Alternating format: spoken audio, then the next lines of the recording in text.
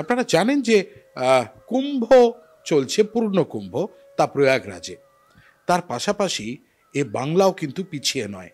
এ বাংলাতেও কুম্ভের আয়োজন 700 বছরের ইতিহাস বহন করছে। সেই 700 বছরের ইতিহাস বহন করা কুম্ভের ফের নতুন করে বাংলার সাথে পরিচয় করিয়ে দেওয়ার কাজটা যিনি করেছেন তিনি হলেন কাঞ্চন বন্দ্যোপাধ্যায়।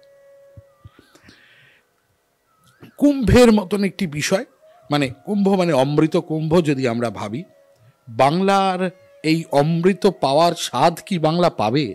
পশ্চিমবঙ্গের যে লুপ্ত হয়ে যাওয়া যে ইতিহাস, তার একটা বড় অংশ ছিল এই বঙ্গীয় কুম্ভ স্নান, কুম্ভ মেলা। গঙ্গাসাগরের স্নান সেরে হাজার হাজার সাধু সন্ন্যাসীরা মকর সংক্রান্তিতে ওখান থেকে পার হয়ে এখানে মাঘী সংক্রান্তিতে পশ্চিমবঙ্গের হুগলি জেলার ত্রিবেণী সঙ্গম, যেখানে গঙ্গা যমুনা সরস্বতী আছেন, সেখানে এসে স্নান করতেন। এবং সেই ইতিহাস 1298 সালে মুছে গেছে। তারপর আমরা সৌভাগ্যক্রমে আমরা আবার নতুন করে শুরু করতে পেরেছি 2022 সাল থেকে বাংলার এই বিশেষ কুম্ভ মহোৎসব। অনেকেই এটা ভাবছেন যে প্রয়াগরাজে এত বড় মহাকুম্ভ হচ্ছে, বাংলায় আবার কি? আর তাছাড়া এই 4 জায়গাতেই তো কুম্ভ হয়, তো 4 জায়গায় তো কুম্ভর এই যে অমৃত কুম্ভ থেকে অমৃত পড়েছে তো মাত্র 4 জায়গায়। তো যারা দর্শক শ্রোতা তাদের উদ্দেশ্যে বলি, গোটা ভারতবর্ষটাই অমৃতের, অমৃত সব জায়গায় আছে। আমরা সেই কারণেই বলি আমরা অমৃতস্ব পুত্র। অমৃতস্য পুত্র। আমাদের ইতিহাস এমনভাবে লুপ্ত হয়ে গেছে, মানে এমন বিস্মরণ ঘটেছে যে আমরা ভাবতেও পারি না যে 4 জায়গার বাইরে আর কোথাও কুম্ভ মেলা হতে পারত। কিন্তু সেই ইতিহাস, এমন এমন ইতিহাস আছে যেগুলো এখন অবাক করে দেবে আমাদের, যে আচ্ছা এটাও হয়। যেমন দক্ষিণ ভারতেও কুম্ভ মেলা হয়, সেটা অনেকেই জানেন না, গোদাবরী নদীর একটা সঙ্গমস্থলে। তো পশ্চিমবঙ্গের যে কুম্ভ আমরা যেটা আয়োজন করছি, এবছরও 4র্থ বৎসর, পুনরুজ্জীবনের 4র্থ বর্ষ এটা। পশ্চিমবঙ্গের আমরা বঙ্গীয় কুম্ভ স্নান মহোৎসব এই নামে আমরা এই পর্বটাকে ডাকি। 11 থেকে 13ই ফেব্রুয়ারি এবছর। আর 11 তারিখ সকাল থেকে আমরা অনুষ্ঠান শুরু করব, 13 তারিখে রাত্রি অবধি শেষ হবে। আমরা কথা বলছি কাঞ্চনবাবুর সাথে। কাঞ্চনবাবুর সাথে কথা বলতে গিয়ে 5 তারিখে বোধহয় আপনাদের ধ্বজোত্তোলন আছে, এবং যেটা কুম্ভের যে আয়োজনের যে রীতি, সেখানে ধ্বজোত্তোলনের মাধ্যম দিয়ে বোধহয় মেলার শুরু। এবং সেই সঙ্গে যেটা হয় যে ঋষির দল তারা আসবেন, কুম্ভতে অংশ নেবেন, তাদের ক্রিয়াকর্মাদি এগুলো তারা করবেন, এরকম একটা প্ল্যান। কবে থেকে তারা আসছেন, কিভাবে ঢুকবেন, এটার একটা বিস্তারিত তথ্য আপনার কাছ থেকে নেব। হ্যাঁ, ফেব্রুয়ারির 5 তারিখে, যেটাকে ভূমি পূজন এবং ধ্বজোত্তোলন বলা হয়, সেই অনুষ্ঠান হবে। তো শুরুতে সেখানে হোমযজ্ঞ হবে, রুদ্রাভিষেক হবে, তারপরে ধ্বজোত্তোলন হবে এবং অফিসিয়ালি কুম্ভের ঘোষণা হবে। বাংলার বিশিষ্ট সাধু সন্তরা এই অনুষ্ঠানটি করছেন। বিভিন্ন আশ্রম থেকে প্রায় 50-এর ওপর সাধু সন্ত আসবেন, বোধহয় 100 হতে পারে, জাস্ট এই ভূমি পূজনের জন্যে। এবং ধ্বজোত্তোলন হওয়ার পর সেই ধ্বজ এখন কুম্ভ শেষ হওয়া অবধি থাকবে, মানে 13 তারিখ ওই ধ্বজ অবনমন করা হবে। তো 5 তারিখে এই ভূমি পূজন এবং ধ্বজোত্তোলন পর্ব। কাঞ্চনবাবু, এটা আমাদের বাংলার জন্য কতটা নতুন স্বপ্ন এনে দেবে, নতুন পথ দেখাবে বাংলাকে? তার কারণ আমরা জানি যে এই অমৃতের সন্ধান বাংলার জন্য যথেষ্ট প্রয়োজন। দেখো, অমৃত কথাটা যদি খুব গভীরভাবে যাওয়া হয়, তাহলে যে অমৃত যে মরে না, যার মৃত্যু নেই। তো বাংলার যে অবস্থা আজকে পশ্চিমবঙ্গের, বাংলার সামাজিক, রাজনৈতিক, অর্থনৈতিক সব দিক থেকে বাংলার অবস্থা খুবই হীন এবং দীন অবস্থার মধ্যে দিয়ে যাচ্ছে। What Bengal things today, India things tomorrow, সেই গোখলের বাণী একদম আর চলে না। মানে এটা একটা উল্টো হয়ে গেছে। সারা ভারত যেটা ভাবে এখন বাংলা তার পরে ভাবে, এরকম একটা ব্যাপার চলছে এখন। তো এই কুম্ভের একটা বড় আমাদের আয়োজনের একটা বড় উদ্দেশ্য যে বাঙালি জাতির মধ্যে আবার আধ্যাত্মিকতা এবং শক্তির সঞ্চারণ আবার করা আধ্যাত্মিকতার মাধ্যমে। শ্রী অরবিন্দ তাঁর দেহ রাখার আগে শেষ যে কনভারসেশন ছিল সেখানে উনি বলছেন, ওনার শিষ্য জিজ্ঞেস করছে বাংলার কি অবস্থা, তখন 1950 সাল, পার্টিশন জাস্ট হয়েছে, রেফিউজি প্রবলেম। তো শিষ্য বলছেন যে খুবই খারাপ অবস্থা, বাঙালিদের, হিন্দুদের বিশেষ করে বাংলায় খুবই খারাপ অবস্থা। তো উনি বলছেন, শিষ্য বলছেন যে ঠাকুর কিছু করুন। উনি বলছেন যে হবে, ওরা বাঁচবে যদি ওরা, if they seek grace from divinity, divine মানে উপর থেকে যদি গ্রেস খোঁজে, আশীর্বাদ খোঁজে, তবে বাংলা জাতি আবার ঠিক হবে। তো আমরা সেই পথেই চলেছি যে কুম্ভ মেলা, কুম্ভ স্নান, তার যে ব্যক্তিগত পুণ্য যা হয় হোক, সেখানে শত শত সাধু সন্ন্যাসীর পদধূলি পড়বে এবং সেখান থেকে একটা আধ্যাত্মিক ঊর্জা তৈরি হবে, সেই ঊর্জাটা গোটা বাংলায় ছড়াবে। এইভাবে আমরা দেখছি গোটা ব্যাপারটাকে। তার সঙ্গে ব্যক্তি বিশেষের পুণ্য করা, স্নান করা, রথ দেখা, কলাবাচাও অনেকে করছেন, ভালো ভালো ব্যবসাও ওখানে হচ্ছে বিভিন্ন জায়গায়। যে কুম্ভ মেলা, কুম্ভ স্নান কথাটা আমি 1849 সালের আগে কোনো লেখাতে পাইনি, ইতিহাসে কোথাও কুম্ভ স্নান, কুম্ভ মেলা এইভাবে কোথাও লেখা নেই। তো 1600 সাল নাগাদ, 1611 সালে বোধহয় দেহ রেখেছেন তুলসীদাস, রামচরিতমানসে বলছেন যে প্রয়াগে মকর সংক্রান্তিতে বিভিন্ন জায়গা থেকে সাধু সন্তরা এসছেন, এবং সেই সাধু সন্তরা শুধু আসছেনই না, এখানে দেব, নর, কিন্নর এবং দৃশ্য এবং অদৃশ্য বহুজন স্নান করছেন। তার মানে দেবতাদের দৈবিক শক্তির আগমন হচ্ছে সেখানে। আমরা সব দেখতে হয়তো পাচ্ছি না, সেটা তুলসীদাস বলেছেন। তা আমরা আশা করছি আমাদের এই ত্রিবেণীতেও নর, দেব, কিন্নর সবাই আসবেন, মহাদেব স্বয়ং আসবেন, মা গঙ্গা তো আসেনি, এবং বাংলাকে পতিত পাবনি, এখন যে পতিত বাংলা, তার থেকে উদ্ধার করার জন্যে আমরা এই কুম্ভকে অনেকভাবে আমরা দেখছি।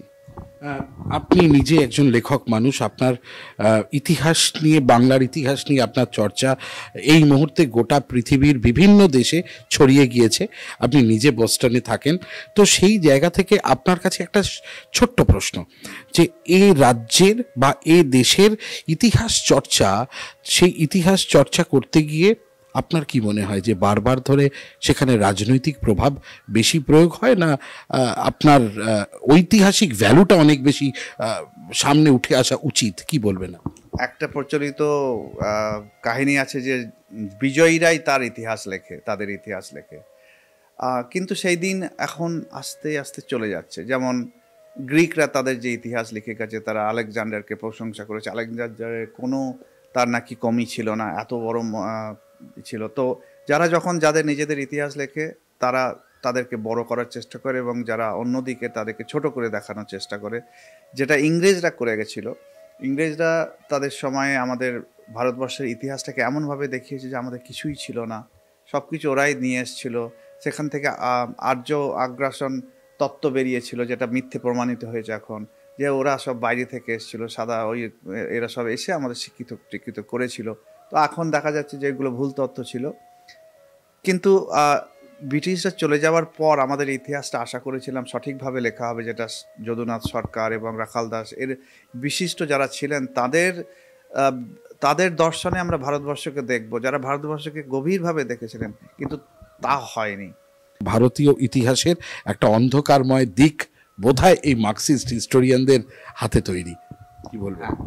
তো এই যে মার্কসিস্ট হিস্টোরিয়ান, এই কথাটাই কন্ট্রাডিক্টরি, কারণ হিস্টোরিয়ান যে হবে সে তো নিরপেক্ষভাবে ইতিহাসকে দেখবে, সে আবার মার্কসিস্ট হিসেবে তার মার্কসিজমের প্রিজম থেকে দেখছে ভারতবর্ষের ইতিহাসকে। তার মানে সেখানে কিছু একটা এজেন্ডা রয়েছে, এটা বোঝা যায়। তো সেই এজেন্ডা থেকে ভারতবর্ষের যে ইতিহাস, ভারতবর্ষের যে আধ্যাত্মিক ইতিহাস, বেদিক যে সভ্যতা, সেই সভ্যতাটাকে যাতে ডাইলিউট করা হয়, যাকে ভুলিয়ে দেওয়া যায়, সেইভাবে ইতিহাসটাকে লেখা হয়েছে। এবং কিছু মার্কসিজম বা লেনিনিজম ঢোকানোর চেষ্টা হয়েছে এর মধ্যে।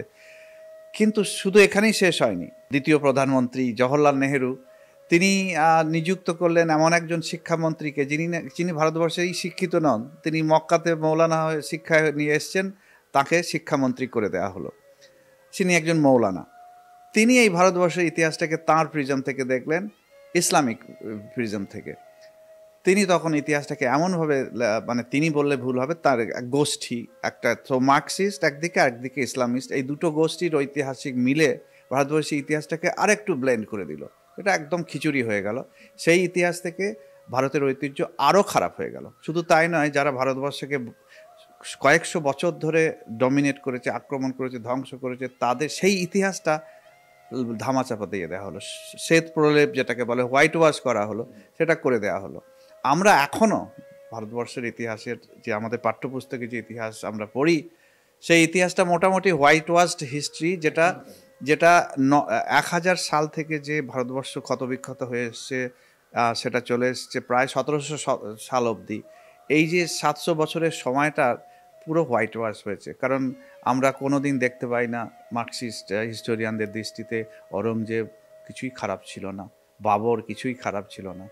কিন্তু এখন যে ইতিহাসটা আমরা দেখছি, যারা নিউট্রালি, এখন তো যুগটা মানে বিজ্ঞানের একটা সোশ্যাল মিডিয়া এবং ওপেন একটা কথা বলার একটা ওপেননেস এসে যাওয়ার ফলে ডেমোক্রেটাইজেশন অফ ইনফরমেশন। তো এখন আর ইনফরমেশন ওই পাঠ্যপুস্তকের একটা কোনো লাইব্রেরিতে বা কোনো একটা প্রফেসরের ক্লাসরুমে লুকিয়ে নেই। এখন ইনফরমেশন অন্য নানাভাবে পাওয়া যায়। তো সেইভাবে আমার যেহেতু ব্যাকগ্রাউন্ড হচ্ছে কম্পিউটার সায়েন্স, আমি সায়েন্টিফিক্যালি দেখি। এবং সায়েন্সের একটা মজার কথা হলো, সায়েন্স মানে কম্পিউটার সায়েন্স বিটস 0 আর 1, true binary, true or false. আমি ওইভাবে দেখছি ইতিহাসটাকে, আমি ওইভাবে দেখছি যে কোনো রং লাগানো নয়, ইতিহাসটা যেমন দেখছি সেরকম সেইভাবে বিচার করা। তো এটা বৈজ্ঞানিক ইতিহাসের একটা সময় এসে গেছে। সেই বৈজ্ঞানিক ইতিহাসের মধ্যে অনেকেই কাজ করছেন, এবং তারা যে সবাই প্রতিষ্ঠিত ঐতিহাসিক তাও নয়, এরকম অনেকে কাজ করছেন। তো আস্তে আস্তে ভারতবর্ষের আসল ইতিহাসটা এখন ফিরে আসছে, এবং তার সঙ্গে বাংলার ইতিহাসও আশা করছি, যেগুলো হারিয়ে যাওয়া ইতিহাস সেগুলো ফিরে আসবে। মানে যেমন একটা উদাহরণ দিয়ে বলি, আমরা এতদিন ছোটবেলা থেকে শুনে আসছি সিরাজউদ্দৌলা একটা বিরাট একটা নবাব ছিলেন, এত বড় নবাব ছিলেন বাংলার শেষ নবাব। আমরা কান্নাকাটি করি যে ওটাকে মেরে ফেলা হয়েছিল। কিন্তু এখন দেখা যাচ্ছে যে সেই সিরাজউদ্দৌলার চরিত্র এত খারাপ ছিল যে তার নিজের পরিবারের লোকেরাই তাকে পছন্দ করতো না, অন্যরা তো দূরেরই কথা। এবং সিরাজউদ্দৌলার মৃত্যুতে আনন্দ প্রকাশ করেছে ভারতবর্ষের লোক, পশ্চিমবঙ্গের লোক, বাংলার লোক, এই কারণে যে অত্যাচারী লোক ছিল। এই যে ইতিহাস, এই যে একটা উদাহরণ দিলাম, এইরকম বহু ইতিহাস এখন আস্তে আস্তে বেরিয়ে আসছে। সেই ইতিহাস থেকে আমরা আশা করছি যে এই যে ত্রিবেণী, যেখানে কুম্ভ মেলা হচ্ছে, ত্রিবেণীটি একটি ধর্মনগরী ছিল। এখন যেমন কাশী, বারাণসী, সেই রকমই প্রখ্যাত ধর্মনগরী ছিল ত্রিবেণী। এবং পাশেই ছিল সপ্তগ্রাম, আদি সপ্তগ্রাম, 7টি গ্রাম। এটা ছিল ভারতবর্ষের মধ্যে অন্যতম একটা ম্যানুফ্যাকচারিং এবং এক্সপোর্টের জায়গা ছিল, এবং একটা one of the richest areas of Asia ছিল এই সপ্তগ্রাম। সেই ইতিহাস কিন্তু আমরা পাই না খুঁজে। কি হয়েছে, কেন হয়েছে, কোথায় গেছে সব, আমরা খুঁজে পাই না। আর একটা ছোট্ট উদাহরণ দিয়ে বলি, এই যে মসলিন, ঢাকাই মসলিন বলা হয়, যেটা একটা আংটির মধ্যে দিয়ে 100 গজ বেরিয়ে যায়, এত ফাইন ছিল মসলিন, যেটা মিশরের, ইজিপ্টের মমির গায়েও জড়ানো আছে। সেই মসলিন ঢাকাই মসলিন বলে প্রচলিত, অ্যাকচুয়ালি সপ্তগ্রামে তৈরি হতো। যখন আক্রমণ হয়, খিলজির সৈন্য সামন্ত আক্রমণ করে, এই সমস্ত যারা কারিগর তারা সব চলে যান ওখানে। তারপর থেকে এখন আমরা দেখি ঢাকাই শাড়ি, ঢাকাই মসলিন বা যেগুলো কাঁথার স্টিচ, সেগুলো অন্য জায়গা থেকে, এটা এই সপ্তগ্রাম অঞ্চলে হতো। হৈমন্তী দেবী, আপনিও রয়েছেন এই কাঞ্চনবাবুর সঙ্গে, তার সহধর্মিণী, এবং আপনিও রীতিমতো চেষ্টা করছেন এখানকার মেয়েদেরকে নিয়ে, এই গোটা হুগলি জেলার মেয়েদেরকে নতুন করে ভাবাচ্ছেন, তাদেরকে স্বপ্ন দেখাচ্ছেন। সেই জায়গাটাকে আপনার কাছ থেকে জানতে চাইব যে কুম্ভ তো কুম্ভের মেলা হয়ে গেল, কিন্তু আপনাদের কি কি পরিকল্পনা আপনারা রচনা করেন, কি করেন? কুম্ভর সাথে যুক্ত আমাদের বাংলার মেয়েরা, বাংলার মহিলারা, বাংলার মারা কিভাবে নিজের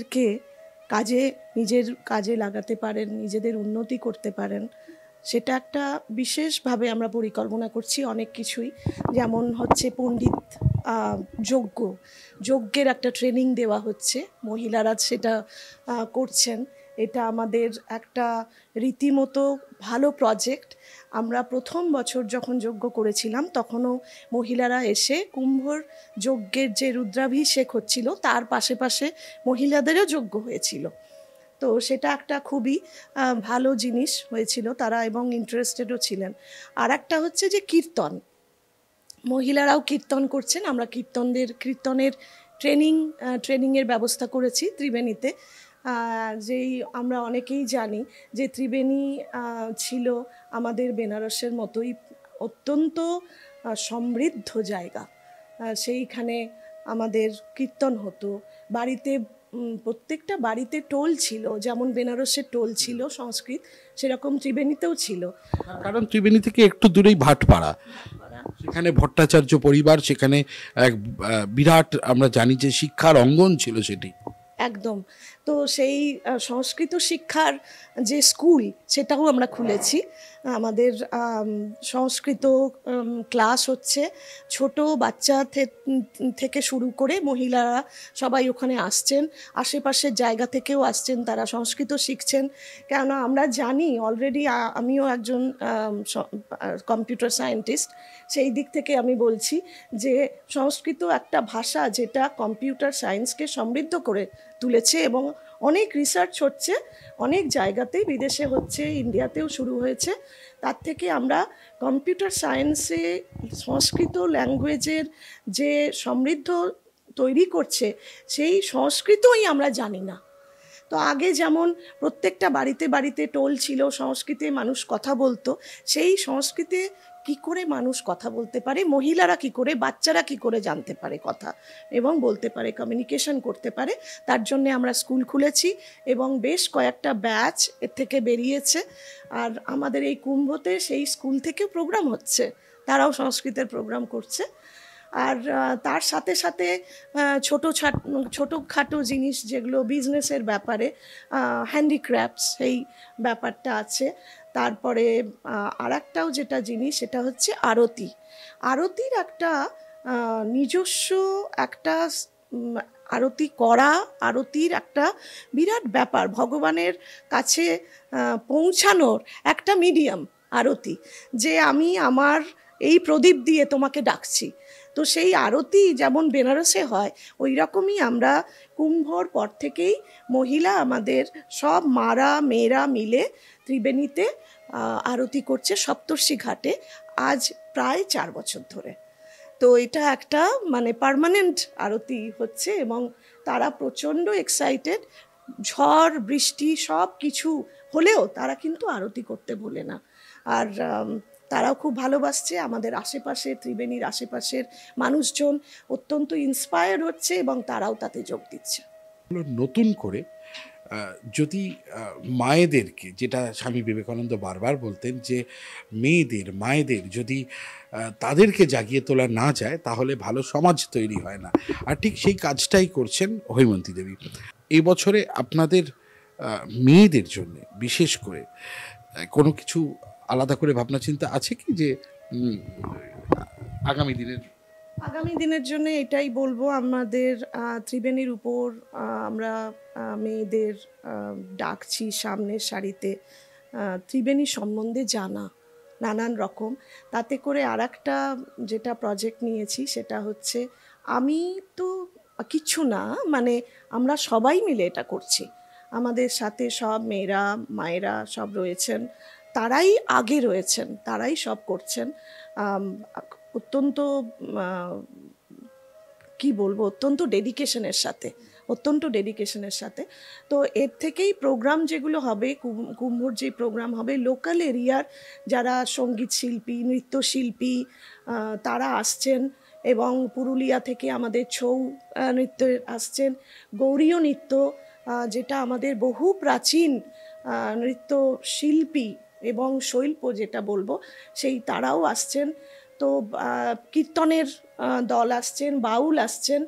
তো এইগুলোই আমরা আশা করব যে ধরা ছোঁয়ার বাইরে চলে গেছিলো, যেগুলো লুপ্ত হয়ে যাচ্ছিল, যেগুলো, সেগুলোকে আমরা দৈনন্দিন জীবনে কিভাবে আবার আনবো এবং এর থেকে আমরা কিভাবে গর্বিত বোধ করব যে বাংলায় কি ছিল এবং বাংলায় কি আমরা নিয়ে চলতে চাই।